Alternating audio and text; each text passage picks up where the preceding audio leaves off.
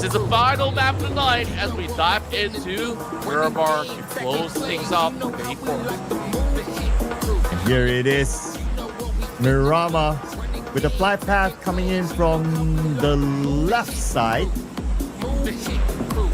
going towards perhaps the northern side. Yep, Toya Kumada will be the final end of the flight path. While that, we check out some of the top player stats and everything. Every stat has Sky at the front. So I guess this also gives us a good clue that perhaps at the end of the day, still Sky as the MVP. They could use more points at number 15, so to play a bit safer, it's okay for them. Yeah, meanwhile, D-Savior though, running up the hill with just about each member is pretty much segregated. Definitely is a no-go. So D-Savior definitely have to improve on their recovery run. When it comes down to the circle, it seems like we are finally going for that pursuit. Well, we're having a little bit of a brawl outside of the water treatment. It is going to be Claw versus the rest of RRQ. Very familiar opponents for either side as they both duke on each other with this Indonesian rivalry. While Nuzi goes in. You are jumping over on the corner to shut down Shama. And here coming with the full set. Tony K arrives to the scene, but it is him being sent out very swiftly. So, down there now. Recovery run was he does spot out Schweppes on the other corner, trying to secure Nuzi in return and brings Chama back to life. And that is Vampire Esports out. Unfortunately, number 15, no points at all this time. About a mini screen. You're seeing RRQ in a fight with another team. It looks like Claw. Hopefully get a better view soon. Fight continues on somewhere else while DRS recovering from the fight against Vampire Esports. And yes, it's going to be Claw against RRQ. A fight for this compound by the roadside. Yeah, side of BTR. Been a while now since they actually make it into a potential top 5 cut. Oh, and here comes Space Clan. They choose to ship away first to get into the circle. But that means that they will need to face off against VTR. They managed to get into the compound where VTR is at. But Dewey knocked out by a real. So now Space Clan, they do not have their support together with them. BTR, they position themselves together in the same building. They will not be interested in face off against VTR. They will let maybe Talon, maybe DRS, maybe Dora to deal with them first. True enough. Well, it's going to be shot for QQ. Getting another one in the back for the side of Face Clan. We finally move into our top 5 after a long hustle. As we're looking at all these teams trying to get into the center of the zone. Face Clan did manage to secure some of the compounds for their own. DRS now finds it a little bit tricky. There's hogging body corners.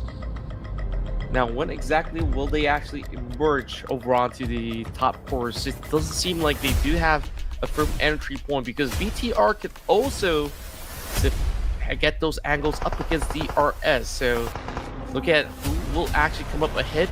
While there are straggling units coming from the north point of the Oasis. Okay. Who else is at the north point? Okay, Toda. There's that one other player. Okay, I think that's from Vikings. Yeah, that's Vikings there. Okay, just to get a confirmation. Anyway, so we'll see a lot more fights here happening at the south. As teams will try to fight to get into the circle. This Real, his position. I'm looking at him to be the guy who would be the one to dictate how this fight will go. With this kind of position, he could pretty much aim down onto any one of them.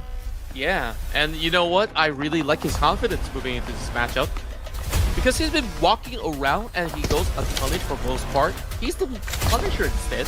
Because he's been able to steal some points away from Talon Esports. Now, I would say that there's less of that opportunity and more about how they will be able to just play out stage 9. If it goes all the way to the center, do we actually see a chance for some of these guys coming in from Toda? Because they are relatively close to the center.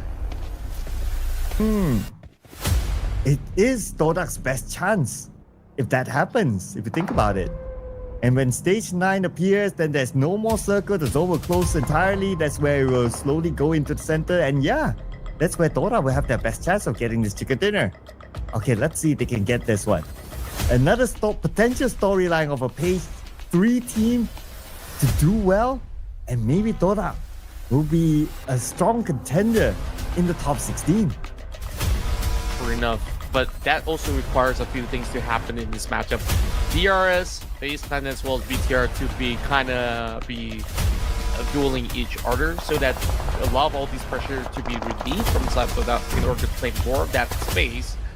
So far, Delta is being sent upward to try to go in for a peek, and they did manage to spot out the low ranger coming in from the side of Vikings. Now as battle is up, big pop right there, and Scab! He takes that opportunity to strike, but instead, Chopper QQ spots him out, and that will be the elimination of Dota, as they were pretty much sniffed out the moment that they returned the fire up against Spaceland. I worried that we just jinxed them. Oh well, it is what it is. But the fight will continue on right now with the player at the northern side, the final player of Vikings. Now Baseline moves forward. The moment they did that, DRS took them out, eliminating them at number 4, down to the top 3 teams. DRS with 3 players going up against 2. Wow, production could be right here, but it's not over to Contra Sings. Anything could happen here with Wunti in the middle of this fight. Sata will be putting focus on the Wunti on the lower ground. Sata comes in with SLK, not able to land his shot cleanly yet. If I have the energy to save, but I do have the energy to actually scream for a DRS who's going on a rampage to close off the series of the day. And wow, this has been the best performance that we've seen so far coming out of DRS for today. Wow, the first team to claim 3 chicken dinners in a single day, and it came from DRS. And because DRS got this chicken dinner, production scores another point. Ooh, even production's coming back. Yeah, it's a really huge comeback story for everybody out there, but most importantly, DRS. 3 chicken dinners? Does that mean they even get to actually challenge Point Donkey at number 1? I think it's entirely possible. So, you know what, Turtal, you may have actually said, oh, teams can afford to sleep for a day, but no. If you give DRS a day, they're just gonna take the troll. And this time it's Delta coming in with the most eliminations, 8. A total of 11 eliminations for DRS, 21 points collected this time by them. Wow, they're looking like they could be throne contenders for the playoffs now with this amount of points collected. Yeah, this is the biggest surge thus far. I think like back in day 1, of course, there were a lot of hopefuls that's hoping to see DRS to be up there on the challenge. They definitely shown some strides back in day 1, and then things kind of slowed down back in day 2. But hey, today they are absolutely in control, and destiny awaits for them to move into the playoff stage. So I think that's just about more than enough points for them to actually, if you want to be part of the top 4, you gotta have your logo in red. DRS is the one that secures the MVP. Of course, there's no one that has bested Delta, where he almost did close to 1,000 damage. 987 as the fact remains, as we take a look at plenty of utilities, as we saw how challenging it was for them to play along that Oasis line. I'm glad to see Delta up here. I call him the mascot of DRS because his interviews are so good. Just saying. But besides Delta, so we of course have Casanova here with 4 eliminations, followed by Canary from Baseline 4 as well. And how do you going to pronounce this? NYBF? Nibef? YBF. Nai boyfriend? Your boyfriend? Nay boyfriend? Or best friend? My best friend? Yeah. Yep. We try. That sounds about right. So let's not butcher their names any further. Like I said, the names with, red logos, DRS, FaZe Clan, Talent Esports, Bigatron, they win big by scoring a hefty amount of points. But in this area of the Oasis, I definitely felt like it was surprising to me that at least half of the party, they get some really high average scores, and even up to the Savior, they did manage to score at least 1 point. We didn't actually see RQ as well as Vampire Esports. They got into pretty much a tight fight, which ended up with them not really scoring those points. So DRS, 21 added to the table.